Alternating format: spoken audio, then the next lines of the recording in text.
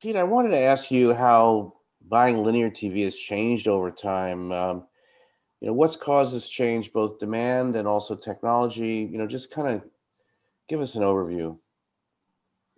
Yeah, I think it's changed a lot. And I think there's two ways that it's changed primarily. First is around audiences and reaching those audiences have fragmented and made it harder to reach them all. It used to be that you could go to a couple of broadcast networks, do an upfront deal, and reach the majority of your audience. And now with cable networks and streaming platforms and almost a never-ending supply of video, it's harder to reach your audience and get that scale. So I think that the demand from the buy side is to aggregate that, put it back together, allow them to see the whole picture of the audience that they're looking to target. I think the other big change has been how that target is defined. Traditionally it's been age and gender demos. And I think with the internet and the data that generates, that's created a whole bunch of different data sets that can be used to define audiences in different ways. So whether that's viewership data, interest data, behavioral data, and actions people have taken, those can all be used to create an audience more specific that a buyer is looking for rather than just limiting an age and gender demo. So tell us how InvestTV kind of fits into that scenario and what you guys are doing. I know you launched in March. Tell us about the platform. Yeah, InvestTV is a buy-side platform for buyers to transact across multiple data-driven linear sellers, programmers. So we launched in March with WarnerMedia, AMC, and Disney. And in the last month or so, I've also announced the addition of A&E and Crown Media into the marketplace. And what InvestTV does is allow a buyer to create an audience target, like I mentioned, beyond an age gender target, and then transact across all of those sellers utilizing that same target. So we offer Xandr database targets that is comprised of our Xandr data traits and segments, as well as Nielsen traits such as MRI, NBI segments. And the big value that we've worked to enable this year is to allow first-party data matches against both of those.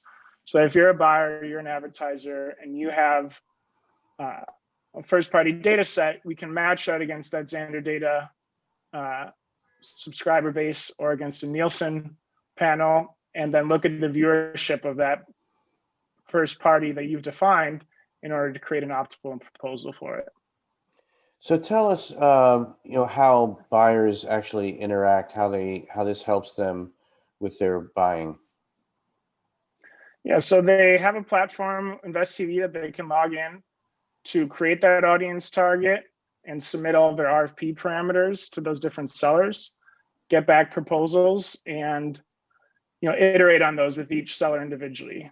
They can request changes to them, view different proposal versions, ultimately reach a conclusion with each seller and see an aggregated reach curve. So that's the highlight that we like to include in InvestTV is there's a reach curve across all of those sellers that you can see for that audience target that you've defined, your deduplicated aggregated reach across those sellers. So that's something that you wouldn't be able to get by going to each seller individually.